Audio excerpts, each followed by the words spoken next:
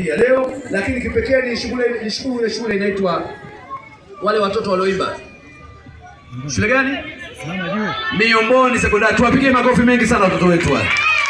Ule wimbo mzuri wa viwango na watoto wameimba, huwezi kujua kama ni watoto wa shule. Unaweza labda tumekodi kwaya kutoka Afrika Kusini huko. Kumbe watoto wetu wa Miomboni hapa, watoto wa Kamwene hao. Wapigieni makofi mengi sana. Sasa mkuu wenu wa shule siku ya Jumatatu aje achukue kilo 100 kwa ajili ya mchele pale kwenu shule.